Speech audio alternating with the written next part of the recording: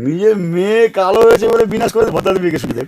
ওদিকে কুন্তি দেবীর পরে জোর জবরদস্তি পড়া বাচ্চা দিল, কংসের জন্ম দিল।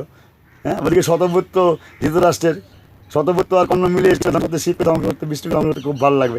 হ্যাঁ, শিব মধ্যুককে জ্বালা যন্ত্রণায় সব দান করে দেবো, সূর্যদেবকে, বিন্দুদেবকে, অগ্নিদেবকে, ব্রহ্মদেবকে। ব্রহ্মদেব, সূর্যদেব, ইন্দ্রদেব, অগ্নিদেব আগারে চরিত্র তিন দেবতা। এরা পৃথিবীর যোগী, এরা সরস্বতীকেও, দেবীকেও, শিবের কন্যাকেও গ্রহণ করেছে। সৃষ্টির সুন্দরের জন্য হলে তাও মানা যায়, সৃষ্টির ধ্বংসের জন্য হলে সেটা তো মানা যাবে না। সৃষ্টির সুন্দরের জন্য অনেক কিছুই করা যায়, বা সেগুলো ধর্ম। কিন্তু তো সৃষ্টির ধ্বংসকারী দেবতা একটা, ব্রহ্মদেব, ইন্দ্রদেব, সূর্যদেব। হ্যাঁ, এ তো ধ্বংসকারী দেবতা।